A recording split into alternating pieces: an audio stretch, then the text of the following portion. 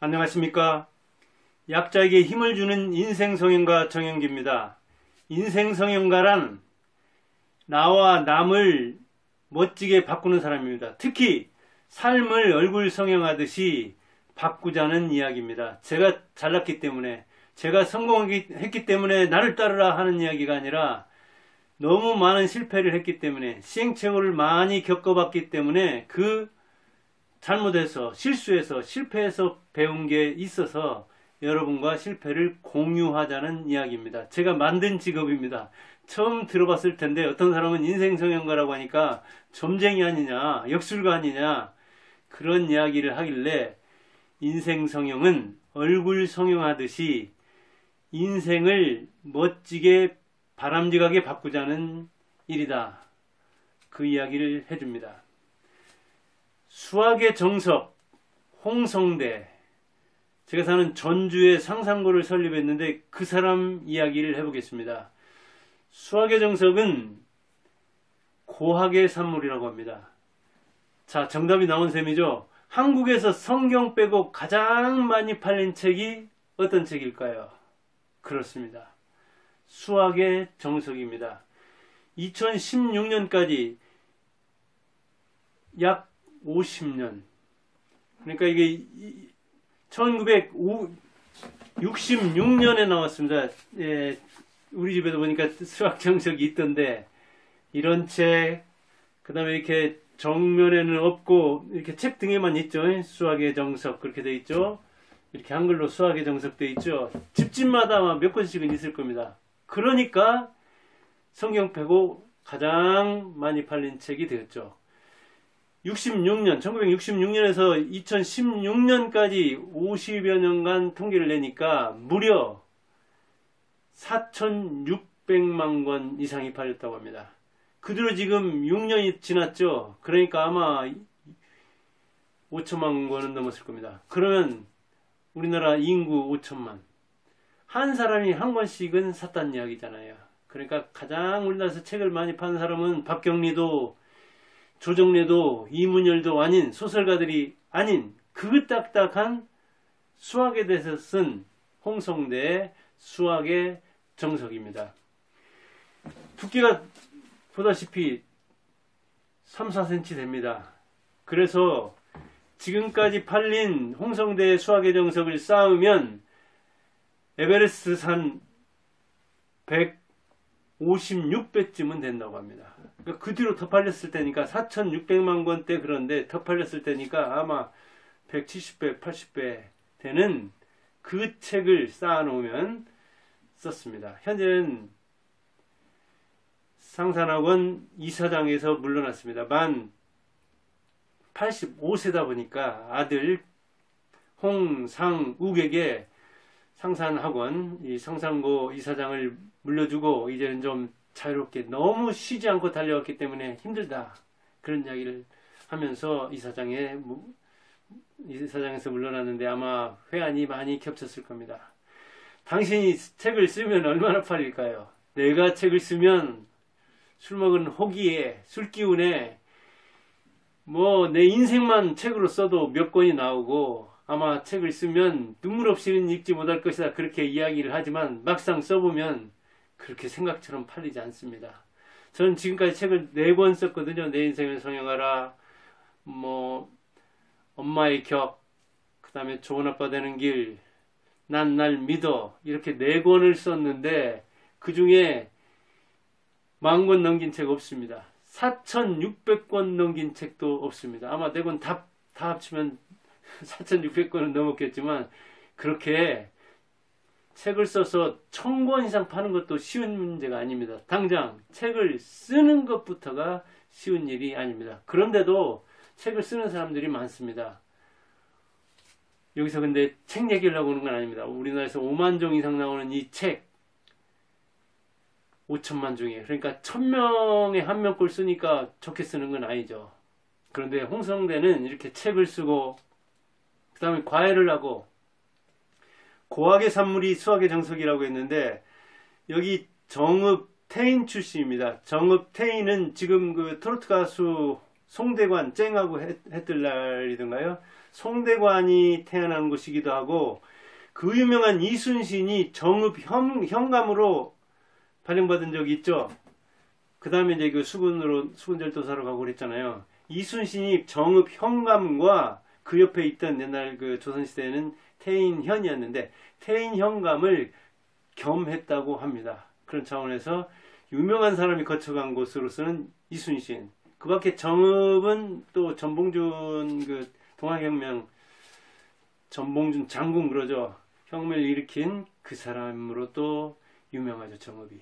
근데 정읍에서 초등학교 중학교 나오고 그 다음에 익산에 가면 남성고가 있습니다. 전주에 전주고가 유명하듯이 지금은 상산고가 유명한데 익산엔 남성고가 또 사립고로 유명하거든요. 그 남성고를 다녔습니다. 그런데 어릴 때 어머니가 돌아가고 굉장히 부유한 집안이었는데 가세가 기울면서 고등학교를 다닐 때까지 열차로 이렇게 통학도 하고 때로는 자취도 하고 친구 집에 이렇게 얹혀 살기도 하고 자취하는 곳, 그 다음에 하숙도 하면서 거처를 한 10곳 옮겨 다녔다고 합니다.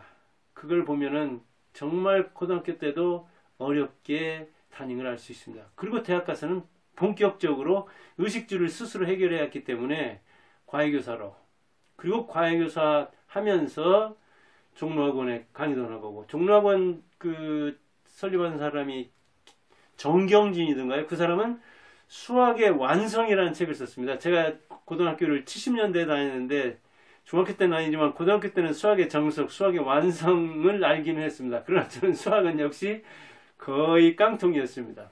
아마 수학만 잘했으면 전북대학교가 아니라 견자는 대학 갔을 정도로 수학은 거의 깡통 수준이었습니다. 그런데 안 사람은 수학 경시대도 나고 그랬다고 그러고 저는 수학 잘하는 사람들 보면 신기합니다.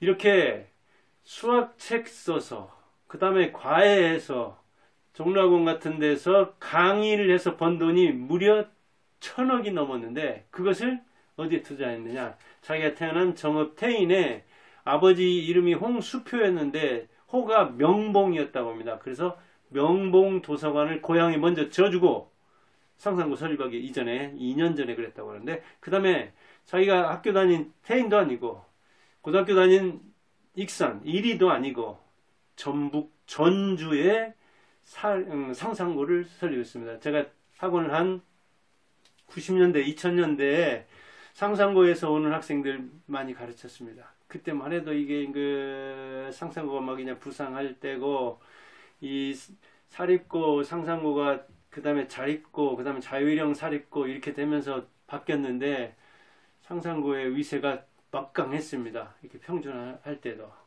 1979년에 설립을 했으니까 지금 몇 년인가요? 40몇 년이 넘었네요.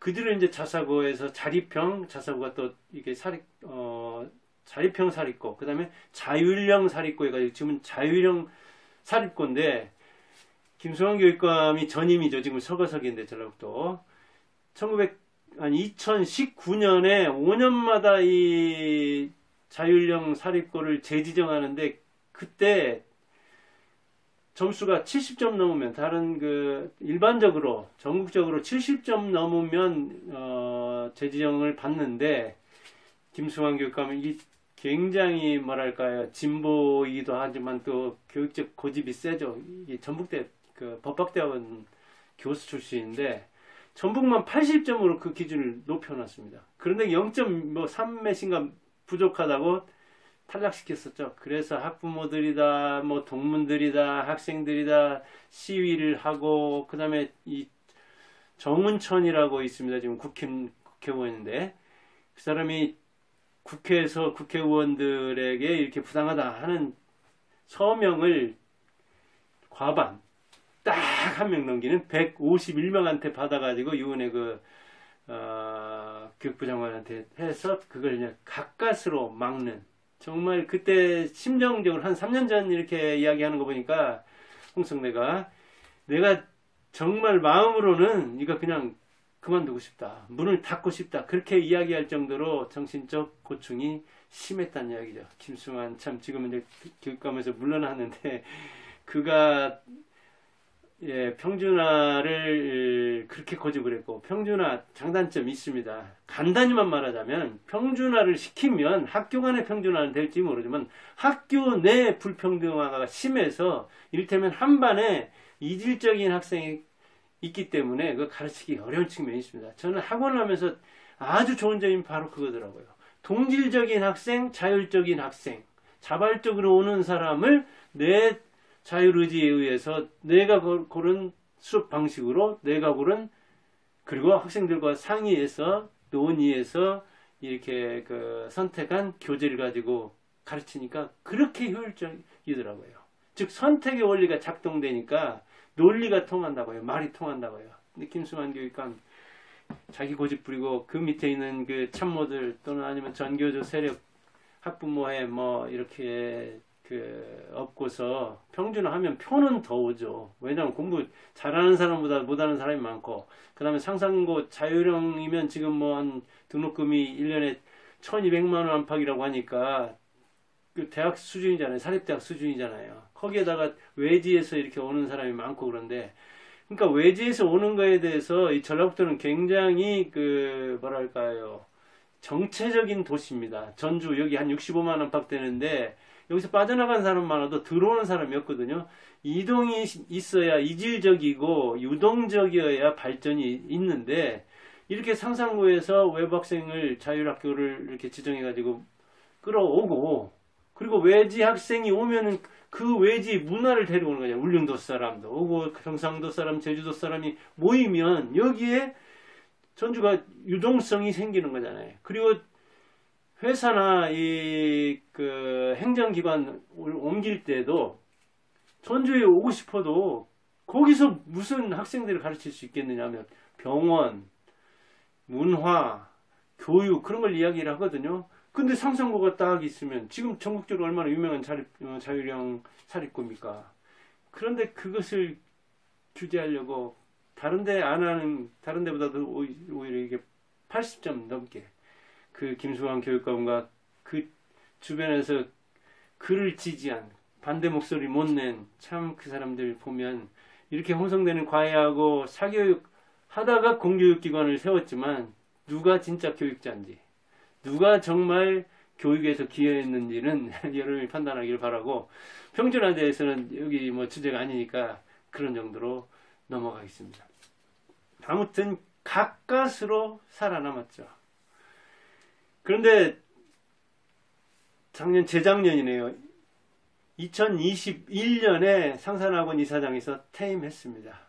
저는 여기 그전에 제 아파트 가라막지 않았을 때는 제 집에서도 이렇게 보면은 상산고가 보이고, 이렇게 걸어가면 뭐 한 20-30분이면 갈 수 있는 곳이고, 예, 동산 위에 있어서 전주에서 여러 군데서 보이는 그런 학교가 상산고인데, 아마 설립하고 40몇 년 동안 마음고생 많이 하면서 우여곡절을 겪으면서 상산고를 이렇게 명문으로 키웠기 때문에, 전국 명문으로 키웠기 때문에 아마 감회가 새로웠을 겁니다. 사교육시장에서, 출판시장에서 번 그 돈을 고향 그 도시 여기에 투자를 하면서 인재들을 많이 길러냈으니 얼마나 뿌듯했겠어요.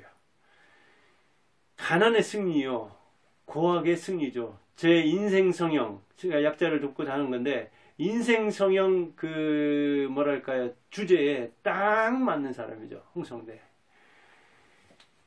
그는 그 얼마나 이렇게 뭐랄까 부지런한지. 왜냐면 이제 제가 전주 살고 남성고에 뭐 대학 다니면서, 대학원 다니면서 박사학위 받으면서까지 간접적으로 들을 수 있는 측면이 많잖아요. 오늘 제가 이제 물론 그 인터넷 들어가서 또는 책에서 이렇게 보기도 했지만, 사람들에게 듣기도 했는데, 학교 다닐 때도 그렇게 부지런했지만 고학하면서 학교 수업을 병행하는 게 그게 얼마나 어렵겠습니다. 학원 할 때도 역시 마찬가지였다고 것 같아요.